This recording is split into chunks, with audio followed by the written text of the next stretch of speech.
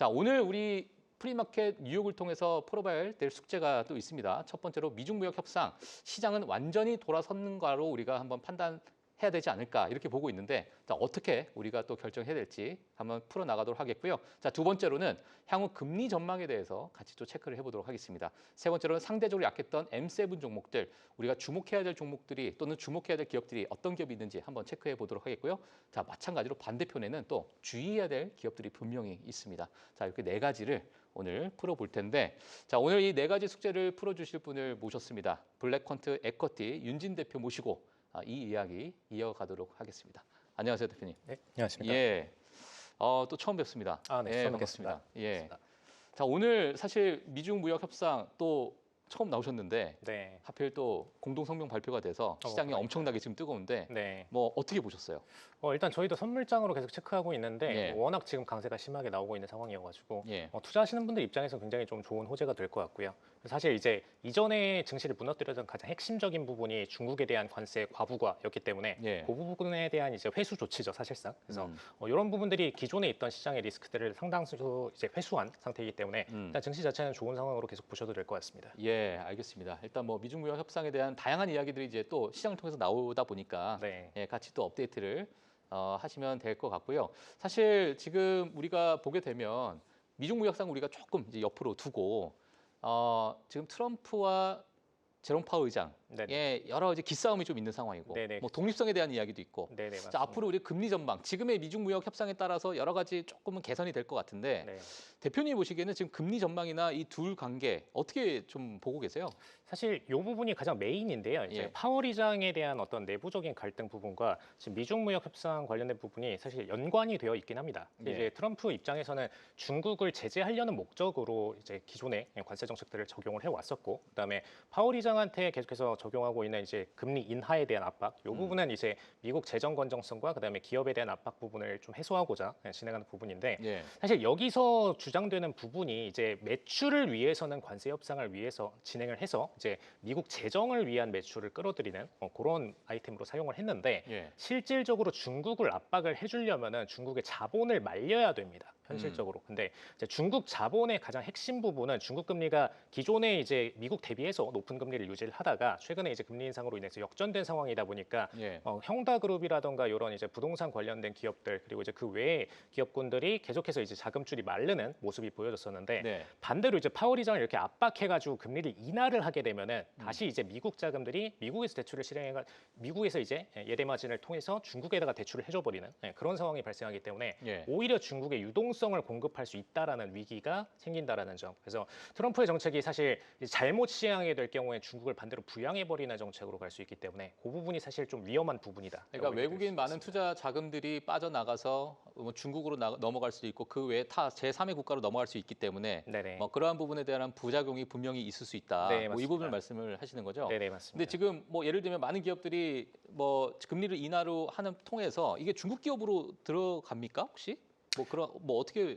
사실상 이제 예. 과거 2008년 경제 위기 때 이게 가장 심했었는데요. 네네. 경제 위기 이후에 제로 금리를 시행하고 나서 미국의 기업들이 이제 IB들이죠, 특히 IB들의 자산들이 적은 금리를 미국에다가 대출해봤자 사실상 남는 것이 거의 없기 때문에 예. 미국에서 반대로 이제 자금을 끌어당겨서 이제 고금리였던 중국이랑 홍콩 쪽으로 자금을 유입을 시켰었고, 네네. 그다음에 이제 홍콩으로 유입시켰던 자금들이 이제 중국 기업들로 많이 이제 거쳐서 들어갔었는데, 이제 그 과정에서 대면적으로는 중국 은행한테 대출을 받는 것처럼 보이지만 네. 실질적으로 중국 은행들한테 자금을 대고 있는 IB들은 결국에는 이제 미국의 자금들이었기 때문에 그 부분이 이제 중국 기업들을 부양하는, 사실 그래서 2008년 이후의 흐름들을 보시면은 예. 위안화도 초급등을 했었고 그 이후에 중국의 경제 성장률이 초급등하는 모습을 많이 보여줬었거든요. 그래서 예. 근데 이제 최근 들어서는 이제 미국이 고금리를 유지를 하고 있다 보니까 중국과 다시 금리 크로싱이 발생했습니다. 그래서 그 부분 때문에 지금 미국이 유동성을 회수를 하고 있었는데 예. 다시 이제 트럼프의 압박대로 진행하게 되면은 현실적으로는 매출로는 관세 정책 때문에 뭔가 중국한테 피해를 줄이는 것처럼 보이지만 뒤로 자본으로는 중국을 또 부양하게 될 수 있기 때문에 이 부분은 이제 트럼프 대통령이 잘 결정을 해야 되는 부분이다라는 예. 그럼 만약에 트럼프 대통령의 이러한 정치적인 입지와 뭐 금리의 방향, 자금의 흐름을 고려하실 거고, 또 파월 의장 입장에서도 여러 이제 데이터에 따라서 또 금리를 결정할 거 아니에요. 네네, 맞습니다. 대표님이 보시기에는 뭐 이 금리 어떻게 전망하고 계세요? 뭐 지금 흐름 봤을 때. 예. 사실상 이제 파월 의장 같은 경우는 최근에 이제 연준들은 어디까지나 데이터에 기반해서 움직이는 그런 금리 정책들을 시행하고 있기 때문에 예. 단순히 이제 인사를 바꾼다 그래가지고 해결될 문제는 아닐 것 같고요. 음. 실질적으로 이제 인플레이션에 해당되는 관세나 이런 지표들이 어떻게 인플레이션을 압박을 주고 그 이후에 변화를 주는가가 사실 연준 입장에서 가장 핵심 관찰점이라고 보시면 될 것 같고 예. 현실적으로 이제 관세를 오늘자 기준으로는 어쨌든 이제 중국에 대한 관세는 회수를 해줬지만 기존 대비해서는 계속해서 고관세를 유지하려는 스탠스는 동일합니다. 그럼 그 관점에서 연준 입장에서는 이제 올해라던가 내년도에 금리 인하 플랜들을 부분적으로 회수할 수밖에 없고요. 그럼 기존 대비해서는 당연히 이제 우리가 생각하는 것 이상의 금리 인하가 나오기는 어렵다라고 보시면 될 것 같고 네. 현실적으로 이제 이런 인플레이션이 지속되고 뭐 3%에서 2% 후반대 뭐 이 정도의 인플레이션이 지속 반복될수록 우리 입장에서는 계속해서 금리 인하를 보기는 어렵고 오히려 이제 동결 수준으로 갈 가능성이 높다. 그래서 현실적으로는 이제 2% 후반대가 미국이 금리 인하를 하더라도 네. 현실적으로 내릴 수 있는 미니멈 값이다라고 봐주시면 될 것 같습니다. 네, 알겠습니다. 자, 그리고 지금 최근에 사실 뭐 달러 인덱스도 큰 변동성을 좀 줬고 사실 원 달러가 이제 큰 변동성을 줬잖아요. 뭐 네. 지난주 마찬가지로 대만 그리고 위안화 뭐 이러한 여러 대만 달러와 위안화 같은 경우에 크게 이제 변동성을 줬는데 지금의 원 달러 움직임의 뭐 이러한 어떤 변동성 이게 원인과 또 앞으로의 전망은 또 어떻게 보고 계십니까?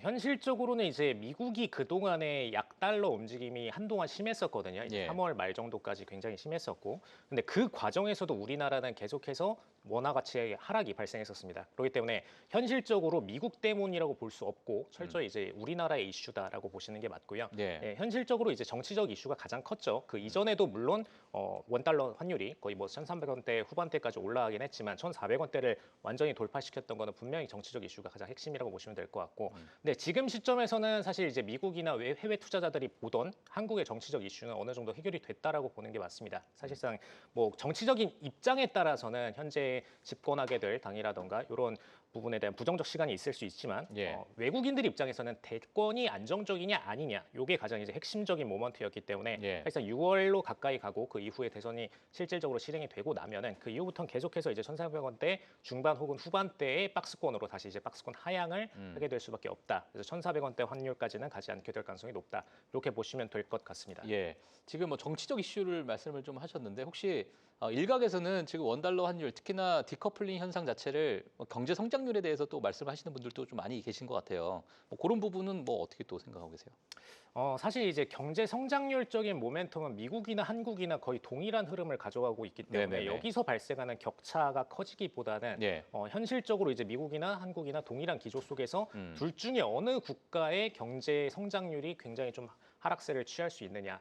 특히 그 중에서도 이제 최근 같은 경우에는 테크 중심 섹터 위주로 좀 많이 이 부분들을 체크를 하고 있는데 네네. 미국 같은 경우에는 사실 선진국이 된 지 굉장히 오래된 국가 중 하나입니다. 그럼에도 계속해서 최상위권인 테크 기업들이 지속적으로 이제 인덱스를 끌고 올라가는 모습을 좀 보여주고 있거든요. 근데 네. 우리나라는 철저히 이 상위 테크 기업들 기준으로 볼 때 성장률 속도가 굉장히 좀 많이 저해되는 모습이 분명히 있습니다. 예. 그리고 그 과정에서는 당연히 이제 반도체에 대한 수주나 이런 특정 한두 기업들의 매출 비중도 굉장히 크겠지만 현실적으로 이런 테크 비중이 굉장히 약하다라는 면에서 이후에 인덱스 상승률을 저해되는 부분이 있고요. 그다음에 두 번째로는 이제 인구 감소 부분이 가장 큰데 아무리 이제 최근에 이제 뭐 국민연금 관련된 해결이 있었지만 네. 현실적으로 이제 유동성을 공급해 줄 수 있는 기관들 혹은 이제 외부 투자자들이 없는 상태이기 때문에 완전하게 뭔가 시장을 개방해서 해외 투자자들을 끌어들이는 상황이 아니라면은 예. 내부 시장의 자금들의 축적만으로는 더 이상 인덱스가 상승되기 어렵다라는 부분이 사실 해외 투자자들이 가장 우려하는 부분이긴 합니다. 네. 결국은 이제 자본은 쌓여서 올라가는 것이기 때문에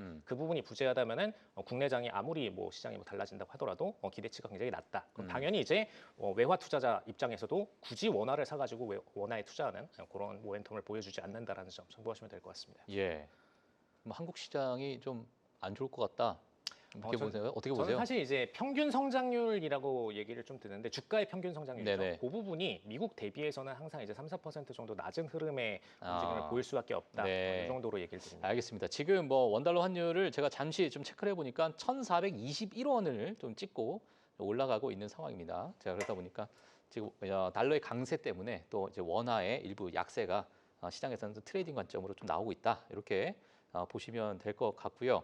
자, 그리고 지금 또 이 부분도 정말 많이 관심이 있는데 뭐 금값이 뭐 어마어마하게 또 올랐잖아요. 네. 자, 암호화폐 시장도 많은 젊은 투자자분들 또는 최근 들어서 또 암호화폐 시장에 대해서 또 긍정적으로 보시는 분들도 많이 계실 것 같아요. 트럼프 네. 행정부가 또 출범이 되면서 지금 암호화폐 시장과 금 시장 요 두 관계가 또 어떻게 지금 흘러가고 있는지 좀 설명 좀 부탁드리겠습니다. 사실 이제 가장 중요한 부분은 위험 자산의 대체제로서의 역할이 있느냐 없느냐 이 부분이 가장 메인인데 네. 사실 이제 암호화폐를 트레이딩 하시는 분들은 그 변동성 때문에 이게 위험 자산이다라고 좀 인식하는 부분이 있는데 사실 물론 맞습니다. 위험한 자산은 맞지만 일반적인 증권 자산 투자자들 대비해서는 이분들이 볼 때는 사실상 대체 투자 자산으로 묶이는 군 중 하나입니다. 암호화폐라는 것은. 그래서 이제 금이라던가 뭐 이런 자산들은 특히 이제 현금 가치에 반비례하는 어쨌든 이제 디플레이션적인 성격을 가지고 있기 때문에 네. 그런 면에 있어서 만약에 증시가 위험 자산이 됐을 때, 위험한 상황이 됐을 때 자산을 빼서 이제 대체 투자를 하는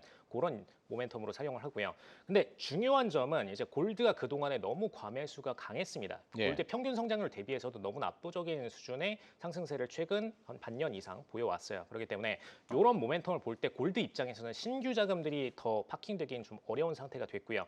다만 이제 골드가 최근 들어서 이제 저항을 좀 받으면서 매도 물량을 뽑아냈죠. 근데 골드의 시총 대비해서 아직까지는 암호화폐 시총은 좀 작은 편입니다. 그래서 골드가 예를 들어서 1% 빠졌을 때 그 자산들이 대체 투자를 목적으로 암호화폐로 들어가게 될 경우에 3, 4% 이상의 퍼센티지를 보여줄 수 있는 모멘텀이었기 때문에 그 대체 투자군 내부에서의 리밸런싱으로 인해서 암호화폐가 공격적으로 상승을 보였다라고 보시면 될 것 같고요. 네. 다만 이제 오늘장 기준으로 지금 미중 무역 분쟁 관련된 이슈가 좀 해결이 됐죠. 예. 그렇기 때문에 오히려 이제 암호화폐 입장에서는 당장 오늘로만 딱 따져서 봤을 때는 오히려 좀 청산이 나올 수 있는 모멘텀이 있다라는 거 참고하시면 좋을 것 같습니다. 알겠습니다.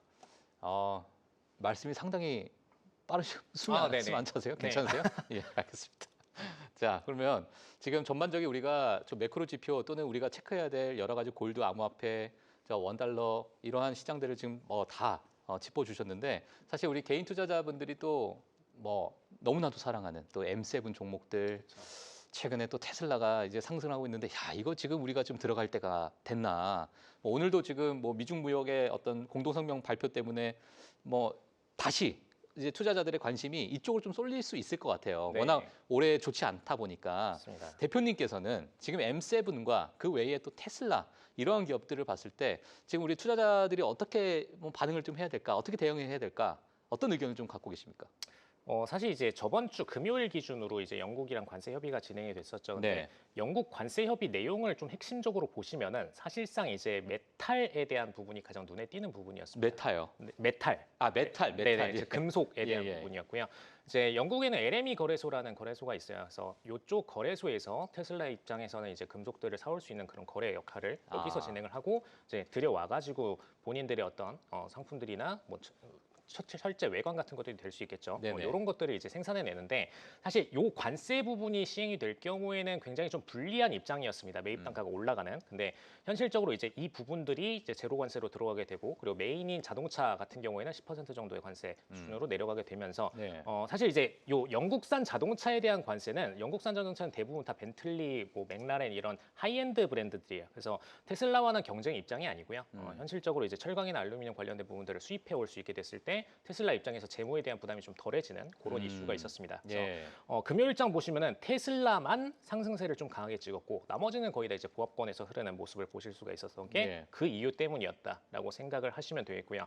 근데 이제 오늘장 기준으로 좀 해석해봐야 되는 게 지금 미중 무역 관세가 내려가는 시점에서 결국에는 이제 양국 간의 차량이나 상품들에 대한 거래가 조금 그래도 단 3개월 정도 동안은 네. 원활하게 일어날 수 있는 상태이거든요. 근데 이 시점에서 문제는 이제 테슬라가 중국에 판매하는 판매량도 당연히 증가하겠지만 그거 대비해서 중국에서 이제 전기차들을 반대로 미국으로 수출하는 양이 더 많지 않을까에 대한 우려가 분명히 상존하는 것이 맞습니다. 그래서 우리가 생각할 때는 뭔가 미중 관세 부분이 해결되고 나서 테슬라가 가장 주도적으로 올라가지 않을까를 기대하시는 분들이 있을 수 있을 것 같은데 네네. 현실적으로는 이제 엔비디아나 다른 기업군들 특히 이제 미국만이 독점적으로 기술을 갖고 있는 기업들 같은 경우에는 조금 더 수출적인 수혜가 될 수 있지만 네. 테슬라 입장에서는 상당히 이해관계가 갈리는 그런 모습을 보이게 될 거다. 그래서 너무나 탄력적인 흐름이 다른 M7 종목 대비해서 두드러지기는 좀 쉽진 않다라는 점 참고는 해주시면 좋을 것 같습니다. 네, 알겠습니다. 일단은 다른 종목들에 비해서 테슬라가 두드러지지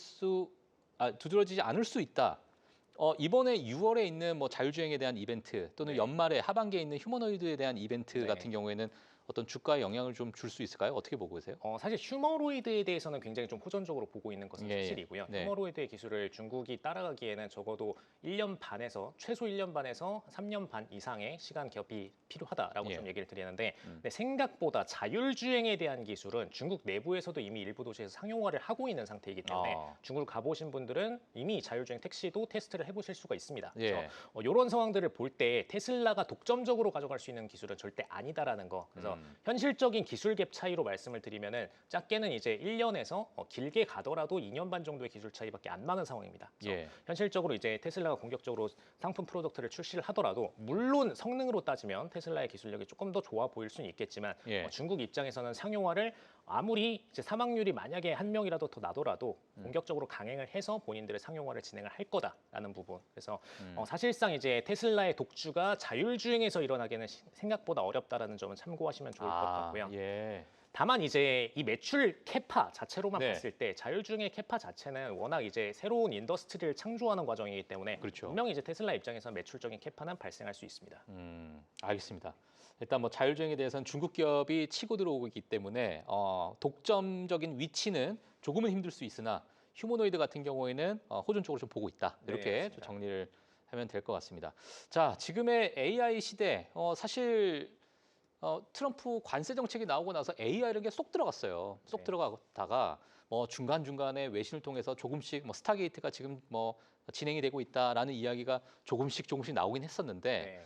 이제 아마 이 미중 무역 협상 또는 공동 성명 발표 이후에는 또 AI라는 이 트렌드, 메가 트렌드라는 자체가 시장에서 다시 또 관심을 받을 수 있을 것 같거든요. 네네. 예, 대표님께서 보시기에는 AI 시대에서 우리가 좀 주목해야 될 어떤 기업들이 좀 있을까요? 사실 이제 AI 시대에서 대부분의 기업들이 이제 우리가 아는 기업들 그리고 우리가 아는 인더스트리들은 이미 형성이 되고 있고 많은 주가 탄력을 이미 받아왔습니다. 그렇기 때문에 현 시점에서 우리가 보지 못했던 산업군이라던가 새롭게 등장할 산업군에 대해서 좀 더 집중할 필요가 있는데 예. 뭐 예를 들어서 이런 부분들이 있을 수 있어요. 이미 우리가 아는 이제 마이크로소프트나 뭐 구글 그리고 뭐 아마존 같은 기업들이 AWS나 뭐 애주어 같은 브랜드를 통해서 예. 클라우드 산업을 진행을 하고 있죠. 근데 잘 보시면은 중국에서도 계속적으로 이제 AI 관련 산업들을 진출을 하고 있는데 중국에서 클라우드를 공급하는 기업군에 대해서는 아직 주목이 강하게 나오진 않은 상태입니다. 물론 이제 알리바바 같은 기업들은 최근 들어서 이제 주가 탄력이 좀 세게 나오는 모습을 보였지만 예. 중국 내부에서도 분명히 클라우드 관련된 산업들을 진행하는 기업군들이 존재를 하고요. 요 기업들은 뭔가 이제 칩셋을 새로 개발해야 되는 게 아니에요. 이 친구들은 정말 세팅만 하고 판매만 하면 바로 매출이 날 수 있는 그런 기업군이기 때문에 예. 반드시 주목할 필요가 있다라고 말씀을 드리고 두 번째로는 이제 R&A 관련된 AI 산업군입니다. 이 부분이 사실 이제 트럼프 집권 직후에 이제 오라클 CEO랑 그다음에 뭐 손정희 같은 회장들 이렇게 모아가지고 한번 이제 발언을 한 적이 있었습니다. 근데 거기서 가장 메인으로 얘기했던 것 중 하나가 R&A 관련된 AI 부분이었어요. 왜냐? R&A AI라는 것은 결국에는 이제 분자 단위로 내려가서 이 유전자에 대한 조합을 다시 새롭게 이루어내고 거기서 이제 백신이나 질병에 대한 통제를 진행할 수 있도록 하는 테스트를 굉장히 빠른 속도로 테스팅할 수 있도록 만드는 풀이거든요. 근데 지금 잠시만요. 그 지금 RNA라는 것 자체가 AI를 통한 신약 개발을 말씀하시는 거죠? 네, 맞습니다. 예. 알겠습니다. 예. 이제 mRNA 섹터 부분이라고 보시면 될 것 같은데 이제 RNA에 대한 조합을 통해서 AI 내부에서 이제 이걸 돌려서 신약 개발을 탄력적으로 진행할 수 있도록 하는 한마디로 이제 과거에 손으로 수기로 하던 모든 실험들을 분자화된 시스템 안에서 돌아가도록 하는 이런 예. 기술들인데 사실 이 부분의 가장 매력적인 부분이 실질적으로 이게 정말 프로젝트대로 성공을 한다라면은 암세포에 대한 DNA나 요 RNA를 매칭해서 백신으로 타겟팅해서 죽이는 작업이 가능합니다. 그래서 이런 부분들에 대한 시장 캐파로 볼 때 이건 이제 사실 엔비디아 CEO인 젠슨 황 같은 경우에도 많이 언급을 해왔었고요. 예. 이게 실현화됐을 때 매출 캐파가 우리가 갖고 있던 AI 칩셋 분야보다 더 탄력적으로 클 것이다라고 전망이 되고 있기 때문에 사실 이 부분에 대한 기업들도 반드시 주목을 할 필요가 있겠다. 네, 알겠습니다. 자, AI를 통한 신약 개발에 대한 관심도 지금 좀 가져볼 필요가 있다. 자, 제가 마지막 질문 하나만 드리고 마무리하도록 하겠습니다. 네. 지금 앞서서 지금 AI 관련해서 뭐 중국의 여러 어떤 혁신적인 어떤 정말 발전이 급진적으로 일어나고 있는 상황, 미국도 마찬가지로 AI 시대에서 많은 분들이 이러한 미국의 기업들을 좀 보고 있을 텐데 대표님께서 보시기에는 만약에 포트폴리오를 좀 정한다면 자, 미국과 중국 어느 정도의 우리가 포트폴리오를 지금 이 상황에서 미중 무역 협상이 어느 정도 조금 발표가 된 이런 상황에서 뭐 어떤 비중을 좀 가지고 있는 게 좋을 것 같아요?